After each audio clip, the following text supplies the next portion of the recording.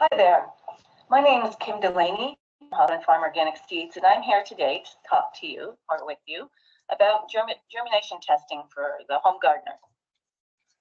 So seeds are these wonderful little packets of energy. They're like little time capsules, just waiting for the right conditions, the opportunity to germinate and start growing. Inside every little seed is an embryo, a small plant to be, and some form of stored food. Seeds are alive and they use up this stored food over time, some faster than others. This photo here is a runner bean, this big plump bean. It has lots of food stored in there and will last for quite a while, but some smaller seeds have very little food and don't tend to last very long. If you're like me, you have a seed habit of varying degrees, and you may have boxes or bags of full of packets of old seed stored at your house. Some of the seed might be labeled as to its age and some not, and you might wonder, is this seed worth growing? Should I use my precious growing space that I have available to me to start these seedlings or not? So what we can do about that is conduct a simple little home germination test, to see if that seed is in fact still good. Is it still viable? Is it going to grow and produce seedlings? And then it's worth using your lights or your greenhouse or wherever you have space to grow your seedlings. It's worth using your time and effort and your space to sow that seed. Also, sometimes we think that because seed is new, it's new seed, it's going to germinate. An old seed might not germinate, but new seed isn't necessarily going to germinate. If you've purchased it, it should germinate. If you grew the seed yourself, say you grew it in your garden, you probably will assume that it's going to germinate, but some seed not. Like for example, in where I live here in Palmerston in Zone 5, we have a heck of a time trying to produce good, viable spinach seed.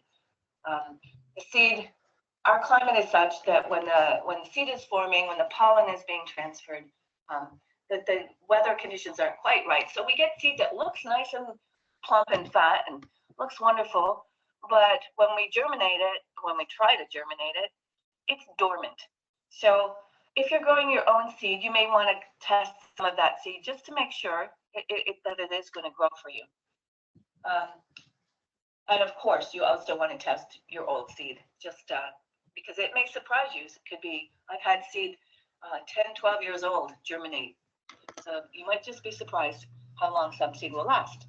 You also might want some quality assurance. If you're sharing your seed, say at Seedy Saturdays, you're taking your seed to a swap table and you're sharing it, or if you're a seed company or just have a little site online where you sell a bit of seed, you need to know that seed is going to germinate. So you would definitely. So the first thing before you do your test, you want to consider, what does the seed you want to grow germinate? What does it need to germinate? It's really easy these days. You just go online and Google the name of the seed, and find out the exact conditions, the temperatures, etc., that it needs. So we'll go through a few of the needs here. So first one is temperature. Some seed likes it very warm and cozy to germinate. These seeds like it around 27 to 30 degrees Celsius, which is 80, 85 degrees Fahrenheit. And seeds that like these temperatures include peppers, tomatoes, eggplants, watermelons, melons, all those heat-loving crops that we love to grow, like warm temperatures to germinate. Peppers like it super warm. Other crops and seeds like it cold, so they like temperatures more like in the 12 to 21 degrees Celsius range. which is 55 to 70 degrees Fahrenheit. And these crops include things like lettuce, spinach, peas, radish. Some of these are often the early spring crops that like the cooler temperatures of spring. So they want cooler temperatures when you conduct your germ test. Then there's light. Most seeds don't really care either way about light. They will germinate whether there's light or if it's dark, but there are some varieties that definitely need light or dark to germinate. So let's start with light. The seeds that require light to germinate tend to be the smaller seeds. They tend to be, when smaller seeds germinate, they don't have much of a food store, and so once those leaves have come out of the seed, they need to sort of hit the ground running and start making food right away. So these seeds have evolved to sort of be on the surface of the soil, maybe lightly pressed into the surface, where there's plenty of light for them to start manufacturing food right away from the get-go. So seeds like that require light to germinate, lettuce, poppies are two examples. Then there are other seeds that require darkness to germinate. Calendula and delphinium come to mind. And when we conduct a germ test for something that needs darkness to germinate, we take the germ test container and put it in a paper bag like this photo on the bottom right here to exclude light and give the seeds the darkness they require. Whereas when you look at the picture on the left, you can see that most of our germ tests are just bathed in light and get all the light they need. There are some special needs that some seeds require. So scarification is one of them. And scarification, the seeds that need to be scarified tend to have very hard seed coats in the water. So it's very difficult for the water to be imbibed by the seed to start the germination process. And so what we need to do is abrade or scratch the seed coats of these seeds so that they can absorb water. So on the bottom right, you see a photo of some lupin seed, and it's between two sheets of fine sandpaper. And what I'm going to do with these is just lightly rub the sandpaper, put the seeds between the two sheets and lightly rub the sandpaper to gently scratch the surface of the seed coats. And then those seeds can go into a germ test and they can absorb the water. On the left, you'll see a picture of a gourd seed. Gourd seeds have super hard coats, and I usually nick them with clippers. Take clippers and clip a little bit of the seed coat off so that water can be absorbed. You need to be careful when you're doing this because you don't want to clip off the part of the seed that has the seedling in it. So you sort of need to know where the root and small plant is going to emerge from the seed and not clip there. If you think of a bean seed, you can picture the hilum where it was attached to the pod. That's where the root and the plant is going to emerge in a bean seed, and you would not clip there. You would clip or nick the side of the bean if you were going to scarify it. So that's scarification. There's also stratification. Some seeds require periods of fluctuating temperatures before they will germinate. Here in Ontario, the seeds that I have to stratify the most often are seeds of our native plants, our native flowers and grasses, trees as well. So to stratify, you're mimicking winter, because these plants, when they're growing outdoors, they often ripen their seed later in the season, in the fall, maybe late summer. And if the seed were to drop to the ground and germinate immediately, there would be a very small seedling when the first frost hit, and then it's likely to die. It's not going to survive. It's not a great evolutionary strategy for these plants. So what they've done over many, many years is they developed germination inhibitors in the seeds or on the seed coats. And these germination inhibitors need to be broken down by certain climatic conditions. And here it's usually cold, moist stratification. So the seeds need approximately 30 days. Some need 60 or 90, but 30 is sort of an average of cold, moist conditions to break down those chemicals or enzymes, those germination inhibitors, so that the seed can germinate. And the way you do this is you take the amount of seed you want to grow and you sprinkle it on a damp paper towel. So the paper towel shouldn't be too wet or too dry. It's sort of like a wrung out sponge. So you sprinkle the seed on that, excuse me, roll it up, put the paper towel in a bag, Ziploc bag of sorts, or sandwich bag, and put it in the fridge for the 30-day period, or longer if required. That will break down the germination inhibitors, and then when you start the germ test with excuse me, with the stratified seed, it will grow. So having said all that, most vegetable seeds are very forgiving, and they're going to germinate at regular home temperatures, 15 to 27 degrees Celsius.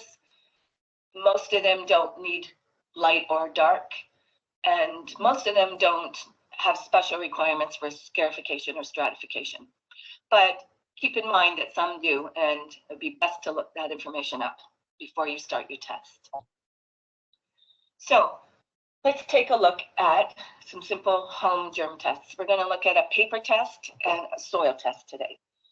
So we start with the paper test. The paper test that I like to do the most is called the rolled towel test. There's a few of them out there, but this one, I like the results the best. So to do this test, you need some pretty simple equipment that you may have at home. You need a thermometer. I got this great little thermometer you see at the bottom of the photo there at Home Hardware, and I think you can get them at Canadian Tire or most hardware stores. Simple little thermometer, and it has a minimum and maximum read there on as well as the current temperature. You need some bags, some plastic bags like Ziploc or plastic bags or plastic wrap, some rubber bands, a pencil or a marker, some paper towels, and here I emphasize cheap, like the rough brown ones you get in most public restrooms, or these ones. This is the roll I have here. I buy the really cheap ones that are not very absorbent. They're not going to hold too much water. You just don't want to buy the super absorbent, thick absorbent towels, because they're going to hold too much water and could rot your seeds. Too much water is why most germination tests fail, I think. You need a cup or a container and a spray bottle. So let's look at the steps involved in doing a home germination test. You lay out the paper towel, 2 layers of paper towel, and then spray it with your mister bottle. You want to spray it until it's that magic, like a wrung out sponge stage, not too wet, not too dry. If you press your finger down on the paper towel after you've sprayed it, if you see that water's pooling up around your finger, it's too wet, and you either need to wring those towels out or you need to start with new towels. So just right with the water, and then you're going to count out your seeds. It's really important to have a random sample of seeds. You do not want to just pick the fattest, plumpest, most vibrant looking seeds in your package, because you're trying to get an indication of the health of all the seeds in the packet. So pour out your seeds and then randomly count out the number you're going to use. For a home test, you can use a minimum of 10 seeds. 20 or 25 will give you a better idea of the viability of the seeds. And when we're doing commercial tests, we use 100 seeds, and we do actually 4 counts of 100 seeds and do 4 tests. Take the average of the germination of the 4, and that's what we put on our packets. But for home use, a minimum of 10. And you lay the seeds out about an inch down from the top of the paper towel. You can do a double row, so you kind of stagger the seeds, the one row, and then just below it, another row staggered in between. So you zigzag them across. You can do that, but no more than 2 rows. And one is maybe even better. Then you bring the bottom of the paper towel, fold it, and bring the bottom edge up to the top, and fold the whole thing up, like you see in this photo here. Then you're going to put the roll, sometimes more than one roll, in the Ziploc bag. And you want to keep the top of the bag open, because air is really important. Seedlings need air just as much as they need moisture to germinate. So leave the top open. You can, in the bag that I have here, I've put 3 rolled up tests of cinnamon sunflower, and put them in the bag, put an elastic around them, and labeled the bag cinnamon sun, put the date that I did the test, and I wrote that in this bag there are 3 tests of 25 seeds each. Then you pop that roll in a container, like a water glass, something like that. Hold it upright, and then you find the ideal temperature in your home, somewhere in your home, for what those seeds need. So for the sunflower seeds that I'm testing there, I'm going to look for a nice warm location, possibly on top of the fridge, or a hot water heater, or on top of some sort of electrical appliance like a VCR that's on and just emits a little bit of heat. Set it there. If it's peas or something like that, I'll look for a cool spot, maybe in my basement or in a back room of my house, like a mud room or something like that, where it's a little cooler. Then you want to check the test daily for moisture levels. You don't want it to dry out.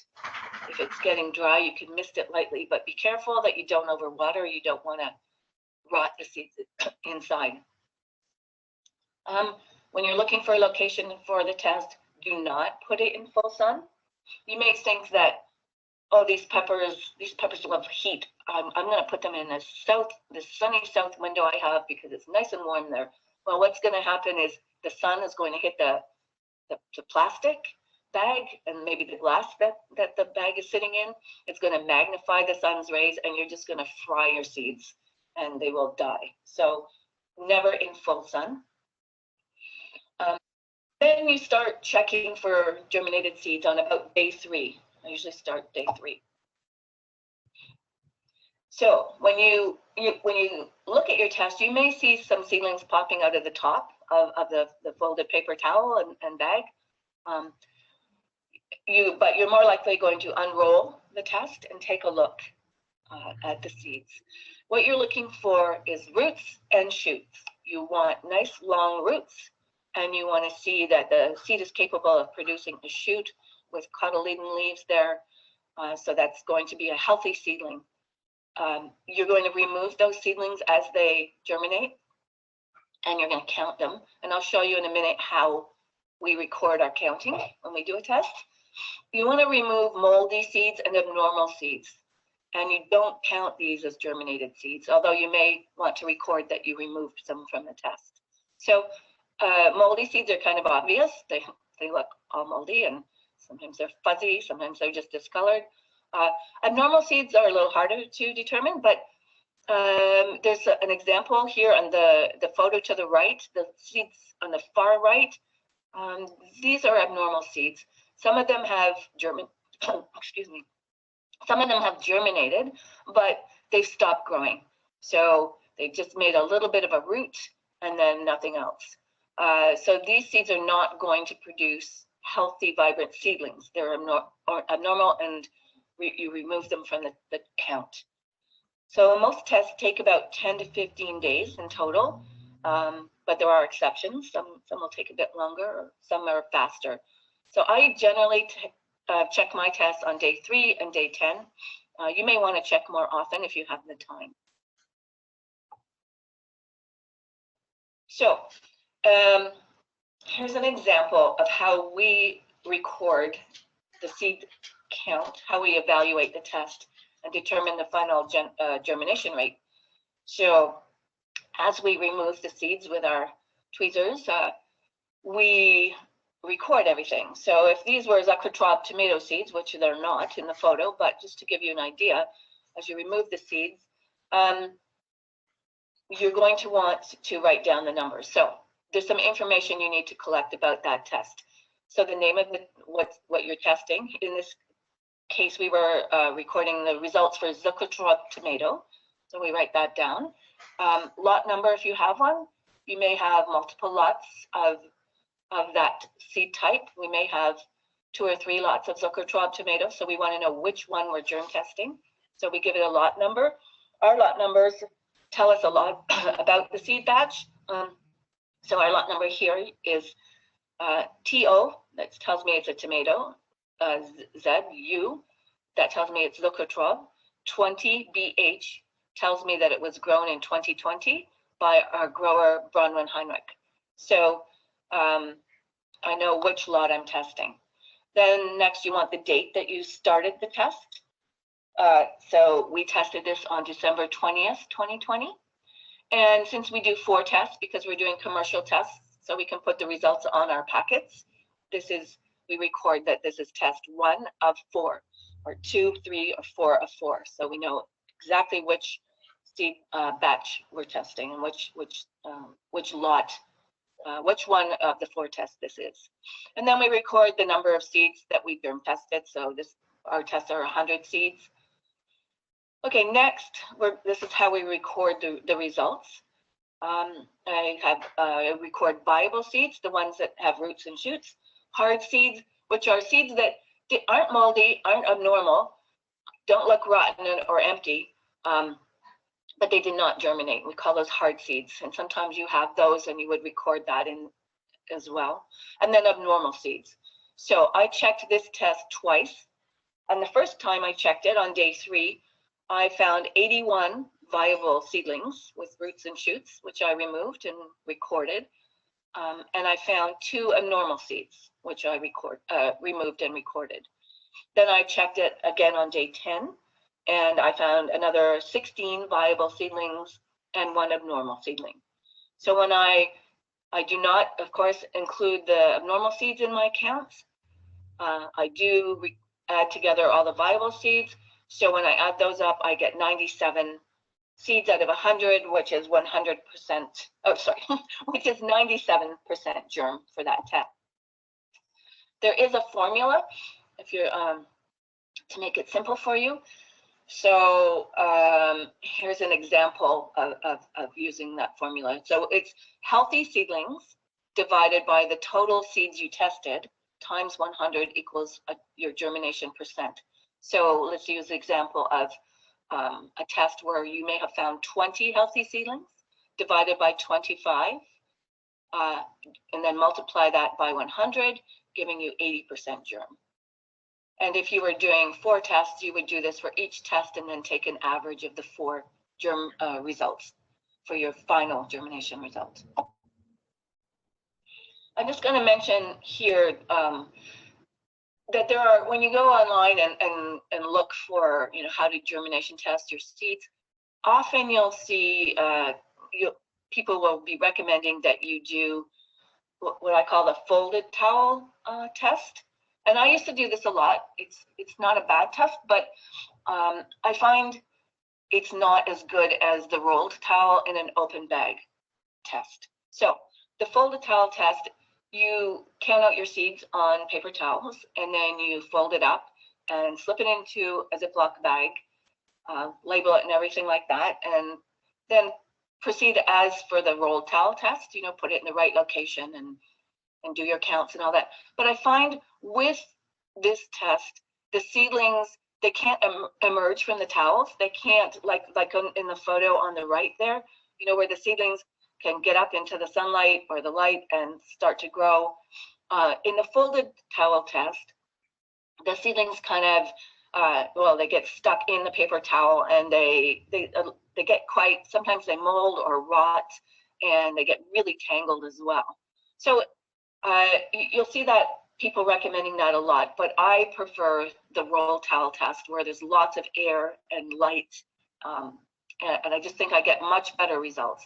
So I just wanted to call that to your attention. So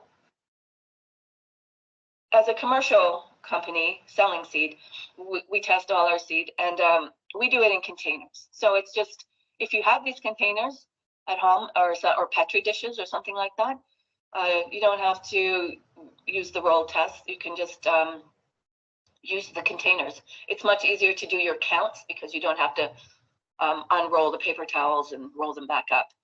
But we do a few of our tests in the rolled paper towels and most of our tests in these containers. And they're just little plastic containers. We get them from Uline. There's different sizes you can get. And in this case, you cut the paper towel to fit in the bottom of the container. And we prefer to order in special paper toweling, which is so that we know the pH of the towel, so that it doesn't impact the germination. It doesn't have any impact on the young plants, the roots forming, or anything like that. For a home test, regular inexpensive paper towel is just fine though. So finally, that's it for the paper tests. Let's look at soil germination tests. So a germination test done in soil is not going to be as accurate if you don't need to know the exact percentage germination of your seed. You just want a general idea if it's worth using your containers and soil and grow lights. If it's worth using that space to sow this seed, you can just do a simple soil test. And this is almost like just growing your seedlings, actually. You're going to take a small container and get some seedling starting mix, sow the seeds in that mix and water them, and proceed as for the paper tests, like putting them in the right temperature, light, dark, etc. In this case, because you're using soil, the depth that you sowed your seeds at will determine whether the seeds get light or dark. So if you're sowing small seeds like poppy, you've probably just sprinkled them on the surface and pressed them in, and then as they germinate, they will get light. Larger seeds are often planted deeper. A rule of thumb is plant your seeds 3 times the diameter of the seed. So like a bean seed would be down an inch or so in the pot, and it would be dark. The drawback with this test is that you can't see the seedlings. So you can't tell how many abnormal seedlings are in there or how many germinated in total. But what you can tell is if it's worth your while to go ahead and sow that seed, if it's worth the effort. So that's a soil germination test, basically just less accurate. So that's pretty much what I know about germination and home germination testing. I hope you get an opportunity to try it out on some of your seed. It's quite fun to do, and it helps you know what to sow in any given year. So I hope you have a really great season this year. Happy growing. Bye for now.